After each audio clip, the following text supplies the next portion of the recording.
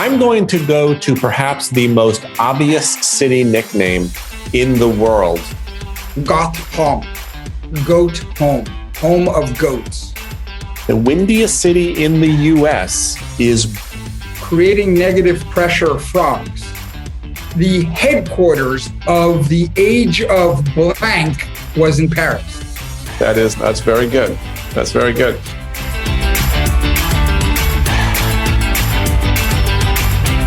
Ladies and gentlemen, welcome to the latest edition of Smart Drivel. Kurt would normally be talking, but unfortunately he just bashed his teeth into the microphone. I think I have blood coming out of my gums. It was like you were trying to crawl into the ears of our listeners, which is very creepy. I'm Jon Ellenthal, your co-host of Smart Drivel, and who are you? Well, I'm Kurt Schneider, your other co-host. And Kurt, what are we going to discuss today? Today, John, like we've done recently, which I really enjoy this, we take seeds from previous casts that are pod or episodes, and we plant them in the metaphoric garden of life, and they spring anew with an episode topic. So today, we take the seed of a previous episode when we talked about Chicago being the windy city, and we're going to talk about some cities throughout the world that have nicknames and not from whence, and whence they got these nicknames. Well, it's interesting that you say that we cultivate previous episodes for future episode topics. It's almost like it's biblical. One episode begets another episode. Reap what you sow, baby. Would you like to jump in, Kurt? Dublin, Ireland. Dublin. Did you read The Dubliners by James Joyce? Yes, I did. Here's where you and I are different. I was assigned The Dubliners by James Joyce, but made no attempt to read it. I think I was too, and I'm not sure I read it. All right. I did read Portrait of the Artist as a Young Man. Okay. Dublin. You said Dublin. Its nickname is the Fair City. Oh, very nice. And fair can mean a lot of things. What does it mean here? Well, they're not sort of ecumenical in their approach to life. So it's not fair that way. I think it means like a nice city, nice to look at. But it comes, John, solely from a song. Oh, cool. The song is Molly Malone, and that's where it gets its nickname. You know the song. I do know the song. We're going to sing it. You ready? In Dublin's fair city, where the girls are so pretty, I first set me eyes on sweet Molly Malone. As she wheeled her wheelbarrow through streets broad and narrow, crying, cockles and mussels, alive, alive, oh, alive, alive, oh, alive, alive, oh. Everybody sing along. Alive, alive, oh. I could keep going. So what's the song? You take the high road, I'll take the low road, and I'll be in Dublin before you. You know what that song is about? Going to Dublin, I bet. So that's how Dublin got the nickname the Fair City. And I think it is a fair city. It's beautiful. It's nice. It's wonderful. It fits. Excellent. Well, I like that it was inspired by a song. It's a great song, Molly Malone. I've not been to Dublin. I've been elsewhere in Ireland, but not to Dublin. I've been to County Cork and Dingle, the Dingle Peninsula. You went on your honeymoon. You told us that you had your Guinness and you weren't sure about it and you loved it.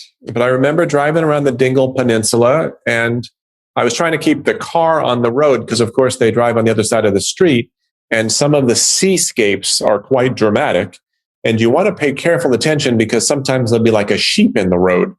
And my wife said, hey, that's where the Spanish Armada went down. And I just took her word for it. 1588. Exactly. 1588. Spain was top of the world then, and then they weren't. Wasn't that famous admiral? Lord Nelson, yes. Who is famous for some expression where he only looked with one eye? Yeah, so he turned a blind eye. All of our episodes actually fit together into one beautiful tapestry. Yes, like the Bayeux Tapestry. By the way, I saw a documentary last night on William the Conqueror. It was not a good documentary, but it did his conquering in the Battle of Hastings 1066 did beget the Bayeux Tapestry, which is one of the most beautiful pieces of art and history we have. Was William the Conqueror related to William of Orange? Not even close.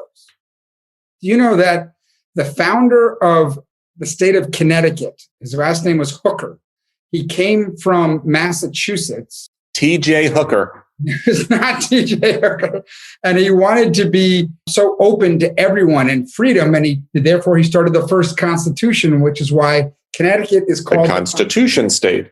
And one of his direct descendants? T.J. Hooker. J.P. Morgan. And I think, therefore, he was sort of starting the whole Greenwich hedge fund thing a few hundred years earlier. Yes, that's exactly what he was anticipating. So I'm going to go to perhaps the most obvious city nickname in the world, but I'm going to tell you something about it that I think you're going to be glad to know. Denver, Colorado is, of course, known as the Mile High City. Hey, okay, we can move on because we understand why. Well, in this case, it is a literal statement about the number of feet above sea level that Denver is. And how many feet are in a mile, Kurt? This is a test. 5,800. You got a couple of those numbers right. 5,836. That will be your last guess because you're not getting... 5,860. Okay, I'm going to give you the answer. No problem. You rest, okay? 5,280. Damn. And I wanted to know exactly how many feet above sea level it is. Denver is. Maybe it was like 6,000 or maybe it was like 5,000, but they were like, hey, that's close enough. I was surprised and delighted to learn that the 13th step at the Colorado State Capitol building is exactly 5,280 feet above sea level. We got some bona fide truth in advertising going there, Kurt. The 13th step, exactly a mile high. How about that? Now, you're a baseball fan. I am a baseball fan. Have you been to Coors Field in Denver? So the short answer is no, and I really don't know why, because I've been to most of the ballparks. I was at the predecessor home of the Rockies, which was Mile High Stadium, which was built for football. And the first couple of years they played there, and I did see the Rockies play at Mile High, but I've not been to Coors. I bring this up because once you're sitting in Coors, there is a swath of color that goes around the stadium, like about a quarter of the way up, which represents the Mile High marker. Ah, very nice. So they take it seriously, and they're prepared to put their money where their mouth is, and they back it up in Denver. It is indeed a Mile High city. We're going to find that other cities have nicknames that are not quite as logical as Denver is. So I say Denver for later comparative purposes. It's a baseline, Kurt. It's a Mile High baseline. And you mentioned baseball, which is a baseline too. Of course, basketball has a baseline as well, but none of this is germane to the topic. And Ty Cobb was known as the Georgia Peach. Yes, which is ironic because he did not have a peachy disposition. But Georgia's the peach state. I understand, and he was from Georgia, but there was nothing peachy about Ty Cobb's interpersonal skills. But Atlanta's Hotlanta. If I lived there, or if I just couldn't say that. It's like calling San Francisco Frisco. It's just not right. Or we're calling Chicago Chi-Town. I cannot believe that a self-respecting resident of that area would refer to Chicago as Chi-Town. And therefore, I don't think the rest of us should. There you have it. You're a little stronger than I am. I don't have opinions like you do, but that's okay. How about this one, Jon? New York City. Yes, I've heard of it. I'm not going to talk about the Big Apple. The Big Apple came because some guy who was writing about horse racing was talking about if you win a race, you're going to win the Big Apple. And it just kind of stuck. Can I stop you there for a second? I just want to recap what I just heard. I'm not going to talk about the Big Apple. Here's where the Big Apple came from.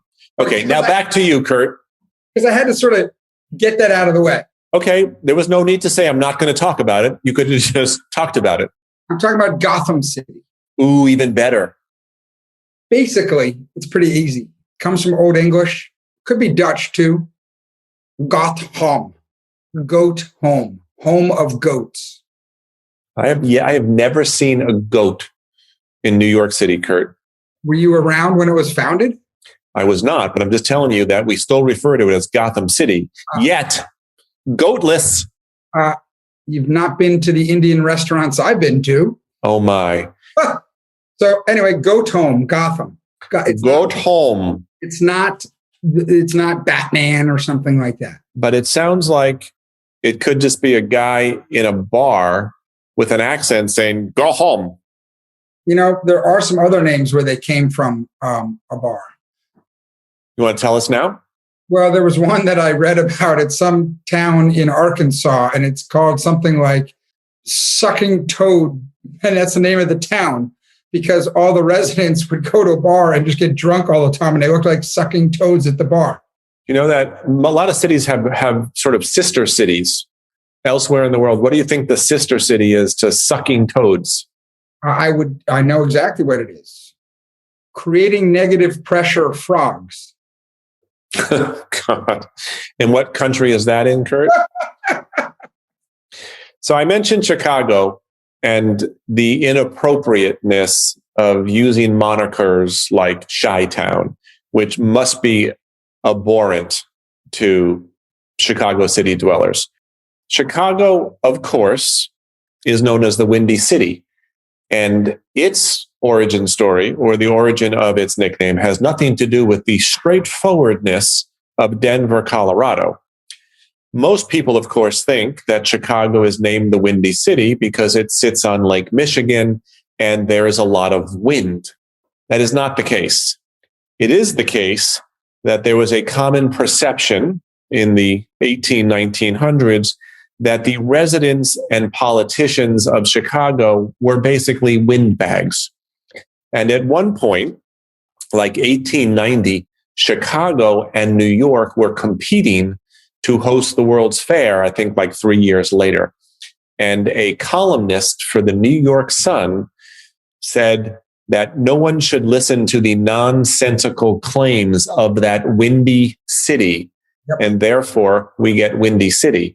Now, just like I looked up the elevation above sea level of Denver, I was curious, where does Chicago rank among America's windiest cities? Would you like to give us a guess, Kurt? 37. It is the 12th windiest city. So that by itself disqualifies it from being known as the Windy City. The windiest city of them all? Care to... 11 above would get pissed off at them. The windiest city of all would be Miami. The windiest city in the U.S. is Boston. Or should I say Beantown? Because that's why they're the windiest city. That's very good. Number 2 is Oklahoma City. Number 3 is Buffalo. The least windiest city in the U.S., Phoenix. I've spent years in Phoenix, and there ain't no wind, so I get that. There's the expression for New York, if you can make it there, you can make it anywhere. And my family years ago came across this blooper reel of game show bloopers. And I don't know if it was Match Game or Family. It was one of those popular games. They said to the contestant, name the city. If you can make it there, you can make it anywhere. And this nice little old lady said, Phoenix. Hey, man, if you can make it in Phoenix, it's rough, especially back then. Yeah, I mean, you're going to kick ass in Tucson if you can make it in Phoenix. Man, oh, man. The good thing Chicago did host that World's Fair, they won it because we got 2 things out of it. 3 things. 1, we got the first skyscraper in the U.S. 2, we got the Ferris wheel. So in the World's Fair, right before the 1891 or 93 fair, it was Paris in 1886. And of course, they had the Eiffel Tower, which is what they did. And so we needed to come up with something like it. And this guy in Pittsburgh, who was an iron and steel dude, his last name was Ferris. And he made the first Ferris wheel, and that was debuted at the World's Fair. I think ice cream was also debuted in that World's Fair. And you get the book, Devil in the White City, which is about the first serial killer in America who would lure these women from the Midwest into his hotel. And you know what? If I were at the top of a Ferris wheel, particularly the first Ferris wheel ever made, I'd be pretty happy that Chicago is not really a windy city. Yeah, good point. You mentioned Paris. Do you know more about Paris, Kurt? So Paris, of course, is the city of lights. Yes. And we've always known that. And really, there's two reasons. Reason number one. Gets to your mile high thing. They were an early adopter of gas lighting. And so the city... You mean gas lighting, 2 words, not gas lighting. Exactly. Okay. Not the movie Gaslighting. They, after Haussmann redid the city and laid it out. You know what they called Haussmann? The Attila of the straight line, because that's how he laid out Paris, with these perfectly straight lines. Why the Attila? Because he just was sort of maniacal about these straight lines. Was Attila the Hun maniacal? I think he was sort of ogreish. Not like Shrek ogreish, less friendly. Why do they call him the ogre of the straight lines? Attila has a little bit more gravitas, which is your favorite podcast word, other than gin. So anyway, after Haussmann laid out and they had this beautiful new city and they did eminent domain and they wiped out villages, etc., they were an early adopter of gas for lighting. And so the city was very well lit. But there's another reason, John. Reason number 2. In the 18th century, the headquarters, the ground zero of the age of blank was in Paris. Please say the age of enlightenment, John. The age of blank. We're going to go, we consulted as a family, we're going to go with enlightenment. Not Phoenix? Not Phoenix, even though one family member wanted to say sweet tarts. The age of enlightenment was headquartered in Paris. Well, that's kind of cool. I mean, that's a good backstory, Kurt. That's got some real Attila-like oomph to it. Don't you think? Yeah. So there you go.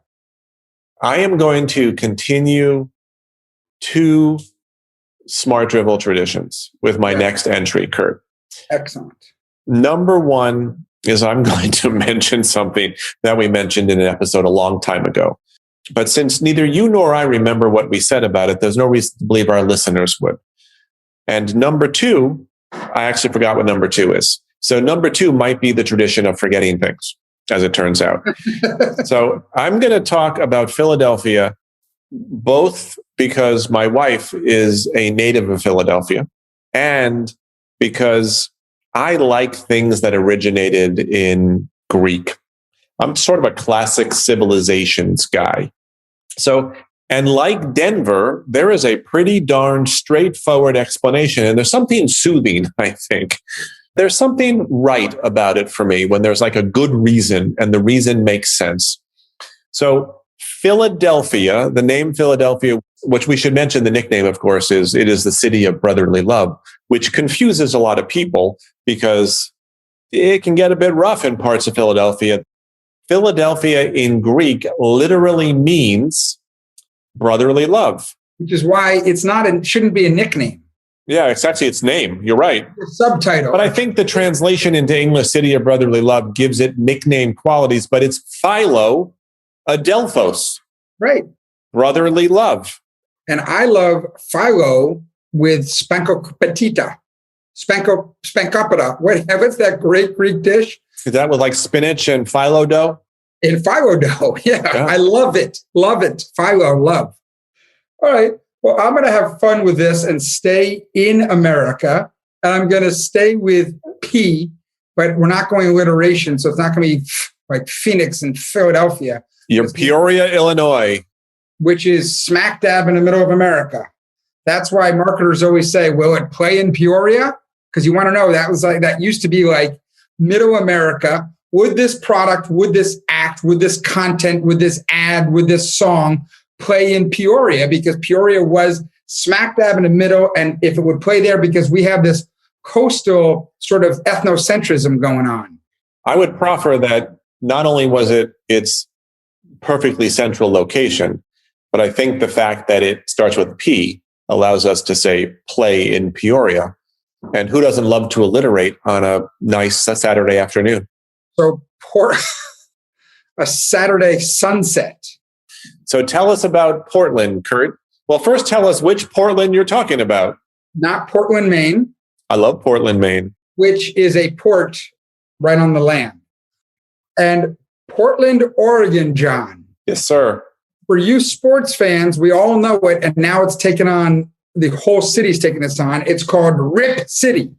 And if you watch the Portland Trailblazers, they talk about Rip City, and they wear jerseys that say Rip City, and the court says Rip City. And you go to a game there and you say, Rip City, why is Portland, Oregon called Rip City?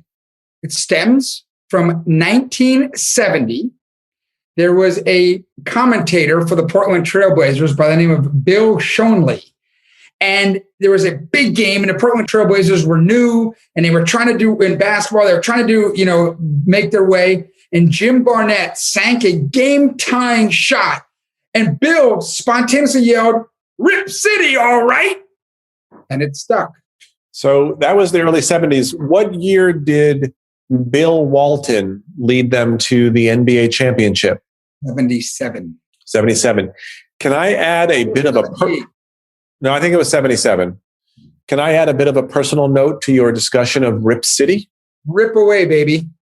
By the way, there is a beautiful rose garden in Portland, Oregon, if you have a chance to visit. I actually saw a concert there. It's a great place for a concert. And when they built their latest arena, they call it, the Trailblazers play at the Rose Garden in honor of that. So my sister-in-law, Sharon, was the vice president of marketing for the Portland Trailblazers at one point a bunch of years ago, probably 20 some odd years ago. I should also mention, since I mentioned my sister-in-law, Sharon, that in a recent episode when we were discussing commonly misunderstood lyrics of popular songs, I believe I misattributed to Sharon thinking that Jimi Hendrix was saying, excuse me while I kiss this guy, as opposed to kiss the sky in purple haze. The thing that Sharon misunderstood, I was reminded after the episode, was the Rolling Stones, I Will Never Be Your Beast of Burden. She thought they were saying, I will never leave your pizza burning. I think so. Beast of burden, donkeys. That's what a beast of burden is?